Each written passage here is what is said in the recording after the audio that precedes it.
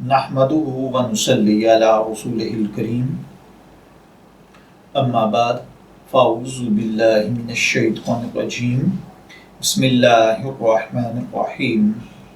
अस्सलामु अलैकुम dear viewers, आपके फेवरेट इस्लामिक इंफॉर्मेटिव चैनल से मैं हूं शब्बीर अहमद। हमारा आज का टॉपिक है कुर्बानी की खाल किसी सियासी तंजीम को देना कैसा है। ये एक सवाल है जो कि एक भाई ने हमसे पूछा है। वो कहते हैं कि हर ईद उल अज़हा को मुझे मजबूर किया जाता है कि मैं अपने जानवर की खाल एक सियासी तंजीम के कारकुनों को दूं, तो बताइए क्या मैं ये खाल किसी सियासी तंजीम के कारकुनों को दे सकता हूं या नहीं।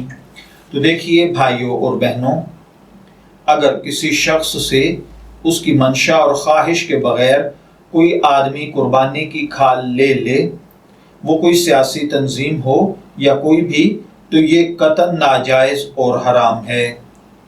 इससे तमाम लोगों को बचना चाहिए। लेकिन याद रखिए, अगर कोई सियासी जमात जिसका सियासी मकसद है जो कि दीनी मामलात से दूर है, ऐसे अफराद का कुर्बानी की खालें इकट्ठे करना मुनासिब अमल नहीं है। ताहम अगर किसी शख्स से धौंस धमकी के ज़रिए से कुर्बानी की खाल देने पर मजबूर किया गया और उसने किसी खौफ की वजह से ये कुर्बानी की खाल किसी भी सियासी पार्टी को दे दी, तो इससे उसकी कुर्बानी पर फ़र्क नहीं पड़ेगा। लेकिन अब इस सूरत हाल में बेहतर ये है कि जितने की खाल है उसकी रकम किसी मुस्तहिक को सदका भी कर दे, ताकि शुकूक व शुबहात का अजाला हो सके।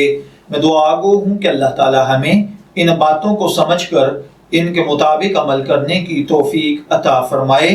शब्बीर अहमद को इजाज़त दीजिए, फिर हाजिर होंगे किसी नए टॉपिक के साथ। तब तक के लिए अल्लाह हाफिज़।